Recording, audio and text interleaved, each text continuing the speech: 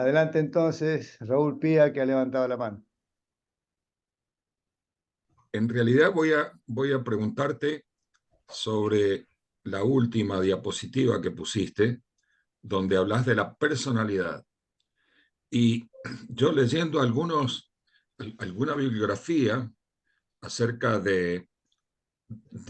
empezando por esa expresión de Sócrates de conócete a ti mismo, Sí. y entonces el proceso de conocerse uno mismo, estaba la recomendación de que la personalidad es lo que uno adquiere a través de la vida. Y ahí está, lo veo como si fuera la parte de carácter, donde dice modelado familiar y social, lo aprendido. Y el temperamento estaba en la parte del ego, es decir, en la parte que, que es esencia del ser humano. Entonces, y a qué llamaba eso? La individualidad. Entonces, te pregunto, por favor, si me podés aclarar esto de la personalidad, porque me interesa mucho. Gracias, Bien, Raúl. Muchas gracias. creo que lo de las capas geológicas puede ser gráfico para esto, ¿no? Cuando hablamos de temperamento, estamos hablando de lo físico, terreno neuroendocrino. Yo puedo medir hoy qué cantidad de hormonas corren por mi cuerpo endocrino, y esas hormonas tienen que ver con el cerebro, con el funcionamiento neurológico, y, y esa conjunción viene dada por el ejemplo que le di de los mellizos, ¿no? Genéticamente, lo heredamos. Entonces uno dice, a ver, espérate, y explícame por qué estos dos gemelos univitelinos, reacciona de esta manera, de una manera, digamos, escandalosa, y el otro, también teniendo hambre, apenas se queja. ¿De qué depende esa diferencia si acaban de nacer? Si todavía no hay ningún modelado familiar ni social, porque incluso, bueno, la limitación de estar ahí en el hospital o en la nursery. Bueno, esa reacción temperamental tiene origen biológico, biofisiológico. Quiere decir que aunque tenga la misma fórmula cromosómica, estos dos niños, el funcionamiento de uno y otro es distinto. En lo funcional aparece de esa manera distinta. Por lo cual incluso va a pasar algo también. Es probable que uno de los mellizos, por el sistema endocrino que tiene, a los 5 años mida 10 centímetros más que el otro, o que el otro sea más morrudo, más musculoso que el primero. ¿A qué se deben esas diferencias físicas y de reacción? Básicamente al temperamento. Por lo cual nosotros, a la edad que tenemos, ese temperamento está. Puede estar más o menos modelado, puede estar más o menos, digamos, enseñado o, sí, modelado, educado, pero todos tenemos la experiencia que en algún momento, por alguna circunstancia, siendo aparentemente un amigo, un tipo tranquilo y demás, de pronto, en una reunión, en una conversación, pega un golpe en la mesa, se pone colorado, medio se le salen los ojos y empieza a gritar contra lo que uno le dijo. Che, escuchame, pará, le dice. Y ahí este amigo reacciona y dice, discúlpenme, es que es más fuerte que yo. Bueno, en ese discúlpenme, que le he gritado, que me he puesto así, que me he puesto, es más fuerte que yo, tiene que ver en parte con lo temperamental, en parte, porque también va a actuar el carácter en ese tipo de reacciones. no nos ha dado la posibilidad de seguir más adelante con la charla. Entonces, ¿qué ocurre? A ver, cuando vos hablas de que ese es el ego, no, el ego no es eso. Nosotros, desde este enfoque, no tenemos un ego. No existen ego. Cuando hablamos de un ego, es como si tuviéramos un solo rol rígido y al cual tenemos que seguir en forma disciplinada y sumisa. Porque en cada uno de estos roles laborales, nuestra manifestación va a ser distinta. Voy a tener una actitud en el trabajo, que después podemos ver bueno, ahora no vamos a tener tiempo, en una actitud en el trabajo de ser un hombre autoritario, exigente y controlador. Y este mismo muchacho, gerente, controlador, exigente y autoritario, donde la gente de la empresa dice, mirá lo que es un esclavista, es tal por cual, se cree que el ego que tiene es, y recibe reproche, llega a la casa y la mujer le dice, ¿por qué has llegado, te has demorado en llegar? Sí, perdóname, querida, lo que pasa es que hubo tal tránsito, bueno, y es una persona que actúa con sumisión, con aceptación, con docilidad y con obediencia en relación a su señora en ese momento que llega a la casa. ¿Quién es él? ¿Cuál es el ego de él? ¿El del trabajo o el de la casa? Ninguno de los dos, son los dos.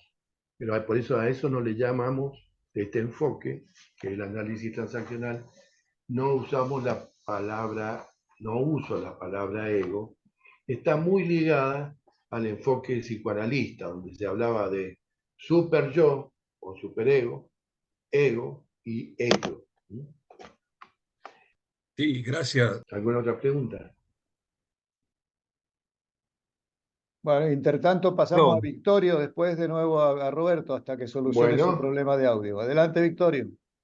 Me llama la atención un poco la cantidad, digamos, a ver, de problemas así derivados por, digamos, de salud mental, de salud psíquica, ¿no? Que los números que usted puso, un poco haciendo la metáfora del iceberg, realmente es un montón que está por debajo de la superficie, no se ve, ¿no?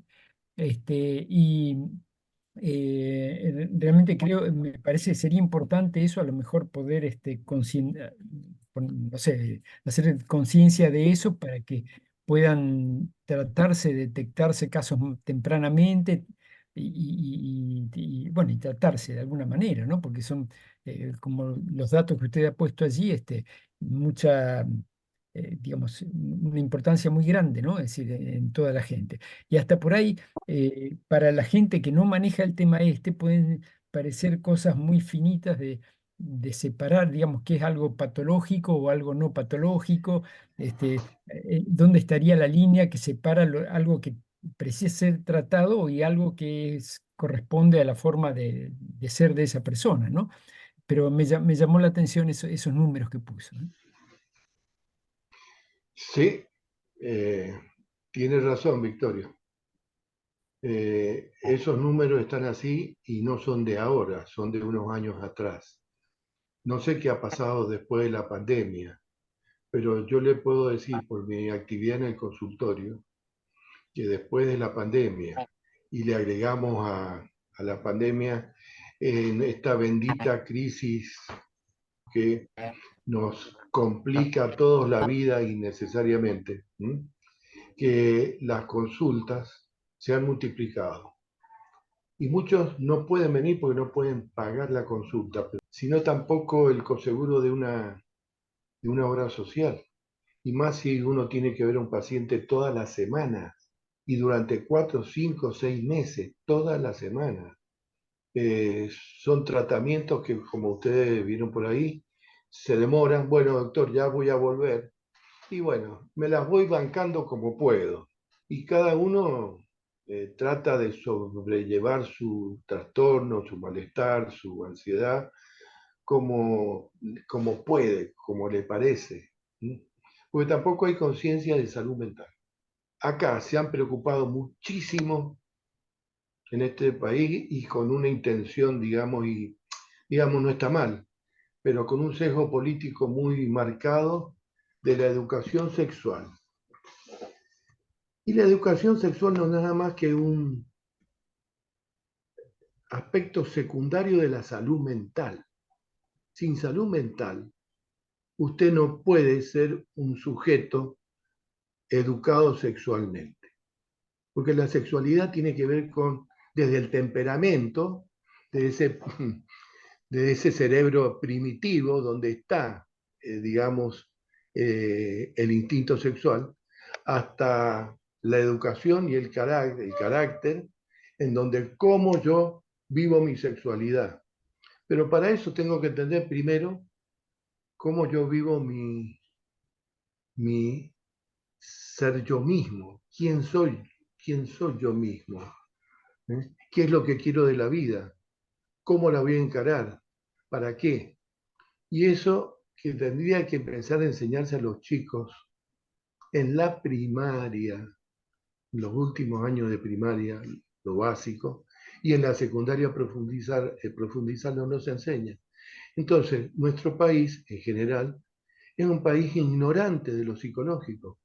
A no ser que, bueno, por internet y demás empecemos a leer, hay muchísimos artículos, muchísimos libros, la gente va, busca, tiene interés, pero esto también tiene una cierta metodología. Cualquiera sea la escuela que uno pudiera ascribir o quisiera enseñar. ¿Sí? Es como ustedes con las matemáticas. En primer año ustedes han aprendido, han sido ingenieros porque han tenido matemática 1, álgebra 1, álgebra 2, álgebra 3, matemática 1, 2, 3, etc. La sumatoria de todo ese conocimiento los hace ingenieros. Bueno, acá lo mismo, la sumatoria del conocimiento psicológico en los seres humanos los hace realmente tener mejor salud mental. O saber cómo manejarme, es como manejar un auto. Si yo conozco bien cómo está conformado un auto y no meramente me subo y arranco, sé cuáles son las posibilidades del auto, hasta dónde da, cuál es el riesgo, cuáles son las limitaciones, y a ese auto le voy a sacar mucho más provecho. Y de esto de la salud mental que tiene que ver con el cerebro, con el psiquismo y demás, somos ignorantes, una población ignorante, pero no solamente en la Argentina, ¿no? En el mundo, estas locuras que están pasando en el mundo. Desde la guerra, el narcotráfico. El origen del narcotráfico no está solamente en los traficantes de drogas, está en la ignorancia de este chico o de esta persona de su propio ser, de su propio carácter y saber discriminar entre lo sano, lo bueno, lo malo, lo posible, ¿sí? Y demás. Bueno, todo eso es lo que hoy puede enseñar la psicología. Y bueno, no lo aprendemos y seguimos tropezando con la misma piedra. De ahí la cantidad de trastornos mentales que hay. Adelante, Adolfo. Mi pregunta es sobre su preocupación respecto de suicidios y demás en la actualidad. Y se refiere a si usted tiene varios años de experiencia, esto ha ido creciendo a través del tiempo, ¿y a qué atribuye usted ese crecimiento? Si es así o siempre ha sido igual. No, cuando yo estudiaba, estaba en quinto año de la facultad. Le estoy hablando 1966, 1966. Somos de En la misma psiquiatría, época, así que bueno, no se en preocupe. psiquiatría, me acuerdo que el profesor Herrera, Julio José Claro. Herrera, un gran profesor, ya señalaba que para fines de siglo, para el 2000, por estudios, digamos, de prospectiva, ¿no? Desde el punto de vista de la salud mental, los suicidios iban a incrementarse significativamente en el mundo. En ese trabajito que yo hice, que nunca lo publiqué, bueno, no me dio tiempo, ¿no? En donde, para el círculo médico, están un poco los factores que promueven la ejecución de un suicidio.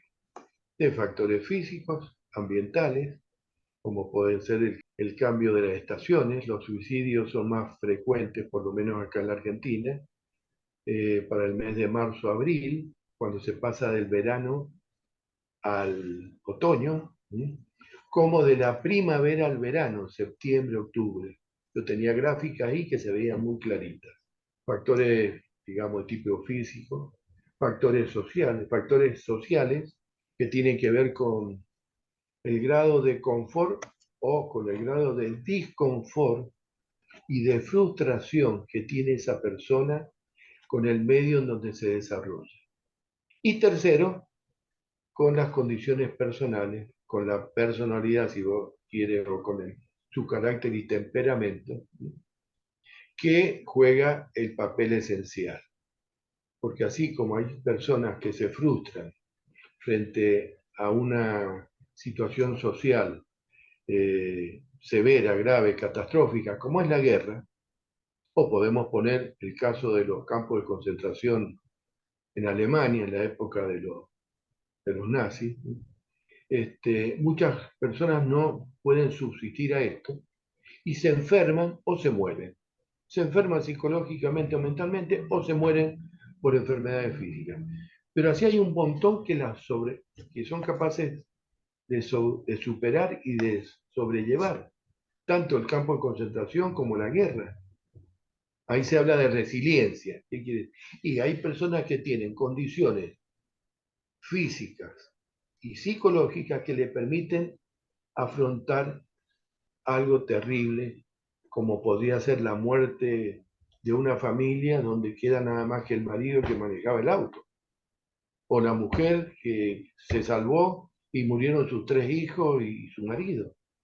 Entonces, ¿qué ocurre? Acá juega ya la parte interna, donde una de las cosas importantes son los valores. De acuerdo a mi escala de valores, eso me va a ayudar a enfrentar las adversidades más graves o más terribles que podamos tener.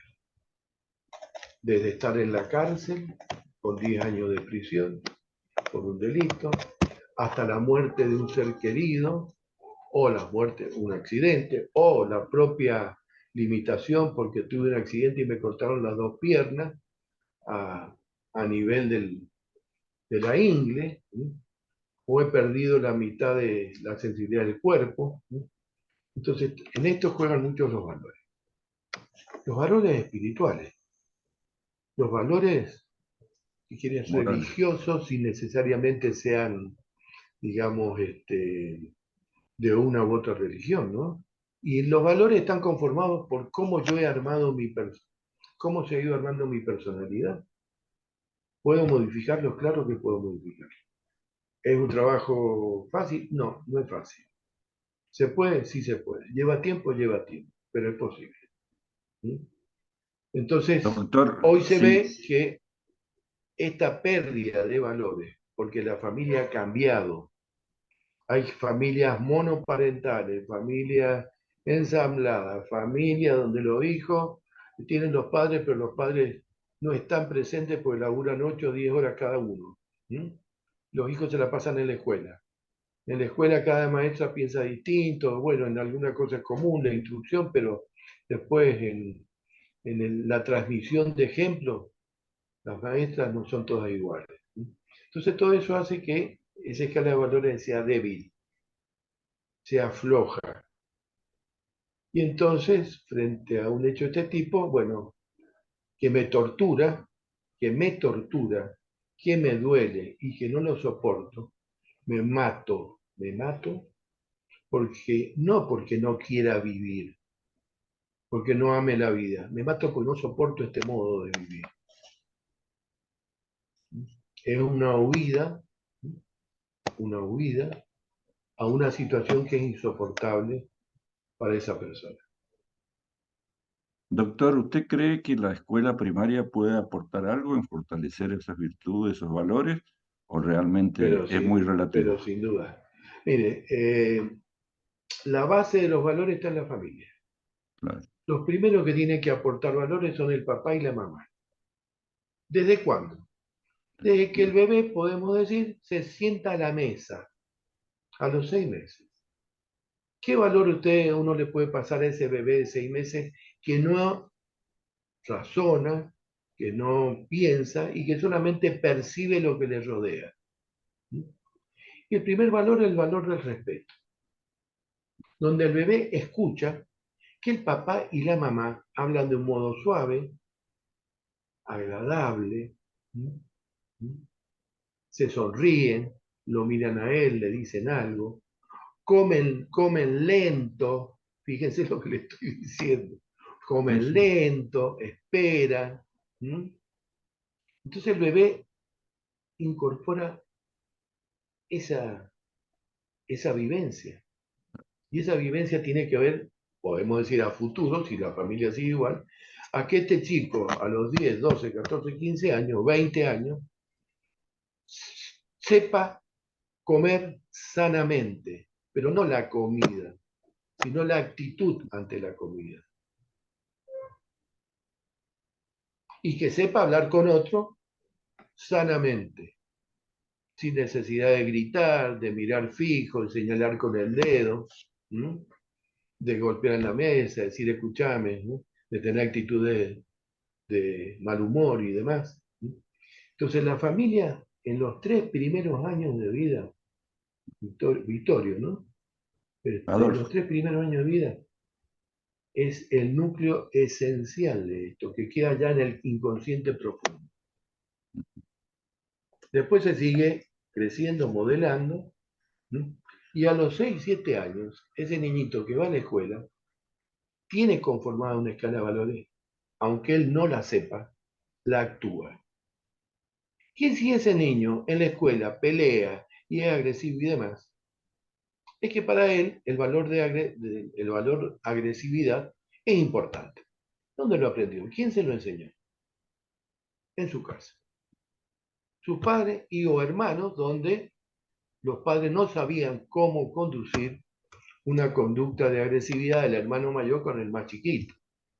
O que el padre dice, pelense, aprende, pegale a tu hermano, defendete, no te achiques, hay que ser hombre. Y si es la nena, hoy lo mismo. Tirale los pelos a tu hermano, pegale, dale una patada. Bueno, entonces esos 6 primeros años de vida, ese chico que va a la escuela ya tiene una escala de valores. Por eso las maestras se vuelven locas, perdón la expresión, porque se encuentran con chicos que tienen una conducta que está basada en esos valores, que pueden ser disfuncionales.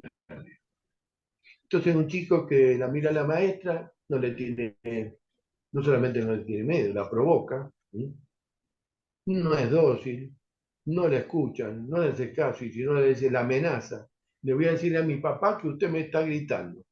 La maestra no está gritando, le está hablando de manera firme, clara, y él confunde claridad y firmeza con grito.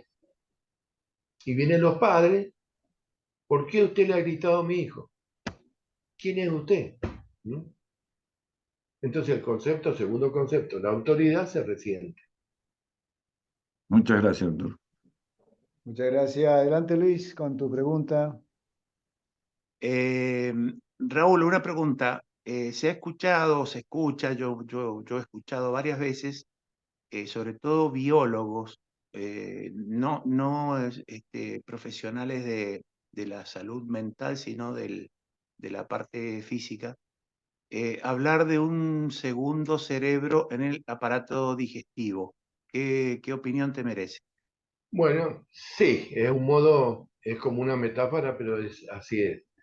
En realidad el aparato digestivo, hay un video, ahí en Netflix, pueden ver una película que se llama, bueno, pero tiene que ver con el aparato digestivo, muy buena, que se las recomiendo, para entender la importancia del aparato digestivo en la vida humana o en la vida de los seres humanos, de los Homo sapiens. Bueno, el aparato digestivo, la capacidad, cuál es su trabajo, y absorber las materias que necesita el cuerpo para poder seguir viviendo. Por lo tanto, tiene un sistema ecológico dentro del tubo digestivo formado por enzimas, por bacterias que interactúan, ¿sí? Y que generan ciertas sustancias que al ingresar al intestino o al ingresar al sistema sanguíneo, cuando el aparato digestivo las absorbe, tienen acción sobre el cerebro. Y esto me hace recordar algo. La década del 90 se declaró como la década del cerebro a nivel mundial, por lo cual las organizaciones, digamos, de fundaciones y demás, de la OMS aportaban fondos para la investigación y la profundización del cerebro y su funcionamiento. Y una de las cosas que descubrieron, década del 90, no hace tanto, que las hormonas sexuales masculinas y femeninas sobre todo, tenían acción directa sobre las neuronas, no sobre el aparato genital, más allá de que eso también se daba. Para gran sorpresa de los científicos. Del mismo modo, el aparato reproductor, descubrimos de que las hormonas que producen los ovarios y los testículos tienen acción sobre el cerebro, sobre las neuronas, sobre ciertas neuronas, ciertas zonas y demás, nos encontramos con este mismo proceso a nivel digestivo, ¿sí? Donde la importancia de la buena alimentación, lo que dicen los nutricionistas, suficiente, adecuada, ¿sí? Oportuna y otra palabrita que no me acuerdo, hacen una buena alimentación. Hacen que el intestino pueda absorber esas sustancias o moléculas que van a formar, digamos, van a ayudar a formar neurotransmisores, ¿sí? Y otras para que el cerebro funcione mejor, ¿sí? ¿Cuántas veces una comida que hemos tenido y nos hemos excedido en la comida sin que nos hayamos excedido en la bebida, ¿sí? Que hayamos tomado agua, pero hemos comido muy bien, nos levanta, nos despierta el otro día con dolor de cabeza y malestar anímico? ¿Por qué? ¿Qué tiene que ver el aparato digestivo con el cerebro? Y aparentemente son cosas distintas. Hasta que alguien dijo, no, che, acá tiene que pasar algo. ¿Por qué las mujeres se ponen más irritables, más sensibles y se entristecen antes o durante un periodo o después del periodo? ¿Y por qué hacen depresiones después de un embarazo, de un parto? Las mismas preguntas, ¿sí? Se tomaba como algo natural y dice, no, no, espérate, acá tiene que haber algo, veamos qué influencia o injerencia tiene el aparato digestivo sobre, en este caso, del cerebro. Yo no he profundizado mucho el tema, aviso, no me he puesto a... Pero la importancia porque en definitiva, ¿qué hace el aparato digestivo? Incorpora alimentos materiales del exterior. ¿Y qué hacemos nosotros con nuestros hijos? También nos alimentamos. Nuestro yo, tu yo, mi yo y el de todos, se alimenta de 4 alimentos que no son físicos. Se alimenta de la relación de pareja, se alimenta de la relación de la ocupación, se alimenta de la relación social y se alimenta de la familia. Esos 4 escenarios que hablábamos, donde hay gente concreta, ¿sí? Con nombre y apellido, nos alimentamos de ellos, ¿sí? Y podemos alimentarlos bien y que la relación sea nutritiva y sea saludable, o podemos tener relaciones tóxicas, donde la relación sea regular, mala, difícil, ¿sí? Pero no nos acostumbramos a comer eso y lo seguimos comiendo. Así que, así como nuestro cuerpo incorpora de afuera, si no, no podríamos vivir. Desde el oxígeno que incorporamos, ¿sí? Hasta las calorías que incorporamos a través de los alimentos, está demostrando que el cuerpo es un aparato, digamos en general, que se dedica a alimentarse de lo que hay afuera, del afuera. A nivel físico, con todas las comidas y alimentos que hay a la vista. Y a nivel psicológico, de ese mundo que nos circunda, ¿no? Y de esos 4 escenarios, por ahí puede faltar uno, puede faltar otro, pero por lo menos 2 escenarios tenemos siempre, ¿no? Que nos alimentan mentalmente, psicológicamente, emocionalmente y espiritualmente. Gracias, Luis, gracias, Raúl. Bueno, yo también Perdón, saco turno con el doctor para sí, hacer mi pregunta. Eduardo, Sí, perdón, Eduardo, mira, quería a propósito de lo que acaba de decir el doctor Rivarola, quería hacer un pequeño comentario. Hay un cuento de Voltaire que lamentablemente no me puedo acordar ahora el nombre, que habla precisamente donde hay un diálogo entre dos gentlemen de Inglaterra y entonces uno de ellos le dice al otro que la actitud de las personas está manejada por sus intestinos. Y entonces va poniendo un montón de ejemplos de decisiones que toman los jueces, los directivos, que tienen que ver mucho con sus intestinos. Un poco lo menciono porque viene un poquito a colación de esto del cerebro ubicado en el intestino, pero lamentablemente no me puedo acordar el cuento el nombre del cuento, si lo ubico después se los paso. Gracias. bueno, gracias, Victorio, gracias, Luis. No, no, yo decía como que, bueno, todos sabemos que somos el resultado de nuestra historia. Un poco, en cierto ¿Sí? modo, se escuchó esa idea en su disertación, Clara, que hemos escuchado. Y dejando de lado la parte genética, que tengo entendido que no es posible corregir, quizás esa sumatoria, el psiquiatra, el psicólogo, tienen como función tratar de desarrollarla y poder identificar los términos que están bien colocados, los que son nocivos o los que están con algún defecto y poder en todo caso, si no, digamos, neutralizarlo a pleno, pero por lo menos mejorarlos. Esa un poco es gráficamente dicha la función o la idea del psiquiatra, o es Bien. más amplio. Bueno, me voy a yo me estoy excediendo, es decir, se me va, empiezo a hablar y no paro, pero voy a tratar de ser concreto para que haya posibilidad de otra pregunta. Todo lo que somos, todo lo que tenemos de la piel para adentro, lo expresamos en nuestras conductas. ¿Qué conducta? En el modo de mirar que yo, como lo estoy mirando, en los modos de poner las manos, en cómo usted me mira, cómo está sentado, cómo es el tono de voz que usa, ¿sí? El modo, las palabras que usa, lo que dice sentir, lo que dice pensar, lo que dice, lo que hace. ¿Sí? Y generalmente la gente consulta porque la conducta que tienen no les resulta eficiente o no les alcanza, no resuelve el problema que quieren resolver. ¿Cómo hago, doctor, para que mi mujer me entienda?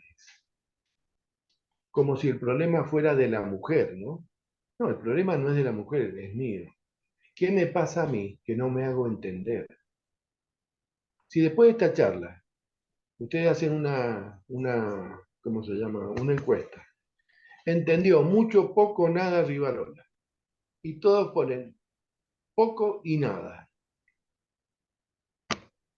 ¿Qué digo yo? ¿Qué puedo decir? No, no han entendido poco y nada porque son ingenieros, esto lo único que ven son números, rayas, geometría. O puedo plantearme decir qué me ha pasado a mí que no he sido suficientemente claro. ¿Sí? Y en general, cuando viene alguien acá a consultar, yo estoy atendiendo, hago más terapia, psicoterapia que psiquiatría pesada, problemas de psicosis, demencia y demás. La gente viene porque tiene problemas para resolver y no los ha podido resolver. Por eso alguien le dice, che, déjate probar, anda a consultar con un terapeuta que te diga cómo puedes resolver este problema con tu mujer, con tu hijo, con el trabajo, con lo que fuera. ¿Sí? Y esa persona generalmente viene con el problema, lo expone, Y cuando uno le pregunta, y dígame, ¿usted a qué atribuye esto? Inmediatamente la respuesta habitual es decir, lo que pasa es, supongamos que fuera el trabajo, que la empresa tal cosa, que mi jefe tal cosa, mi socio tiene esta actitud. Y si no fuera por esto, yo estaría bien. Es decir, atribuye su malestar o su conducta ineficiente a terceros, y no se da cuenta. Lo dice y está convencido que es así. Entonces, ¿qué evaluamos? ¿Qué yo evalúo? Conductas concretas. Ejemplo, mire, yo quiero poder hablar con mi hijo que tiene 14 años sin gritarle. ¿Cómo hago? Porque cuando quiero le estoy gritando. Se me va, doctor, me sale. Le grito, me enojo. ¿Cómo me ayuda usted para que yo hable con él sin que me enoje, sin que le grite y que él me entienda? Muchas veces el mismo paciente o la misma persona dice, lo que pasa es que es mi modo de ser, es mi temperamento. Y uno le dice, no. En el temperamento no está el modo como usted tiene que tratar a su hijo.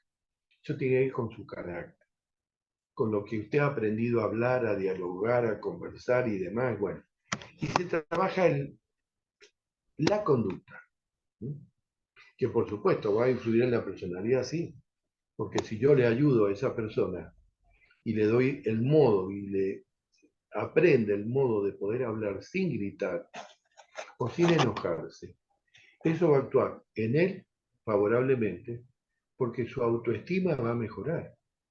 Va a decir, soy capaz, he aprendido a hablar con mi hijo y él me escucha y nos relacionamos bien, cosa que antes no pasaba. O con mi mujer, ¿no? O con quien fuera. Entonces también ese cambio, esa modificación de un hábito del cual uno no se da cuenta, o se da cuenta cuando algo excepcional, en la medida que se corrige, uno va también mejorando el perfil de comportamiento de uno.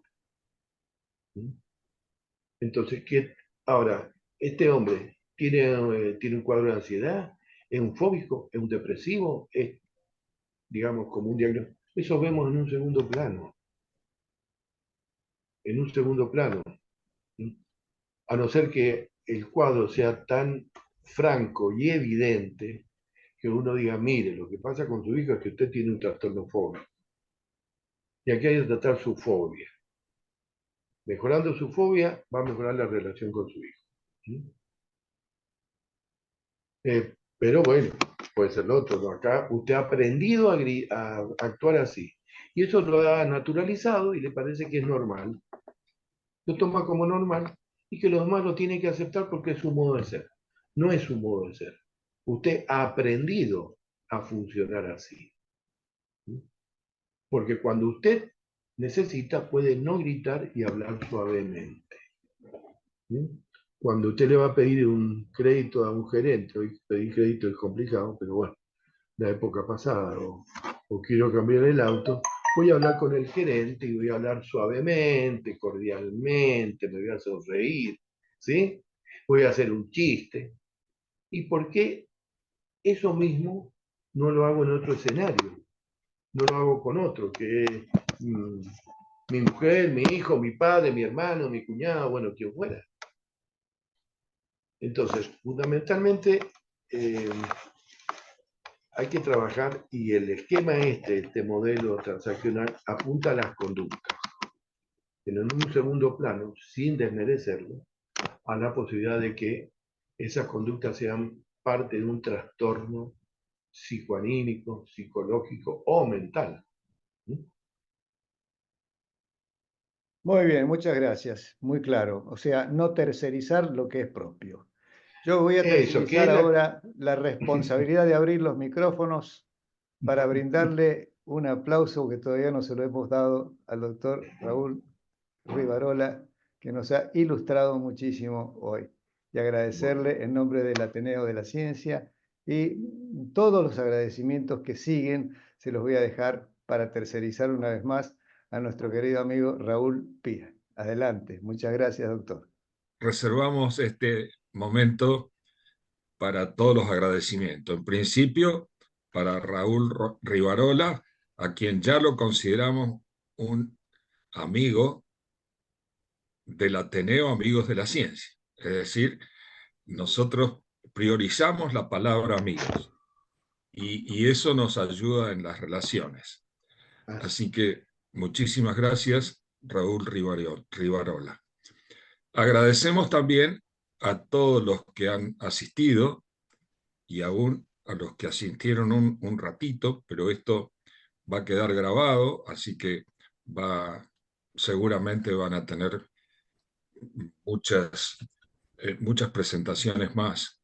Y lógicamente que vamos a estar ansiosos del segundo capítulo, Raúl. Y Como no, con bueno, mucho gusto. vamos a estar esperando. También agradecemos a la Facultad Regional Mendoza de la UTN, que siempre nos brinda el apoyo y nosotros consideramos que somos útiles también para la Facultad Regional Mendoza. Así que bueno, no tengo más nada para agregar, simplemente despedirlos a todos, desearles buen fin de semana y que nos veamos la próxima semana. Así que Bueno.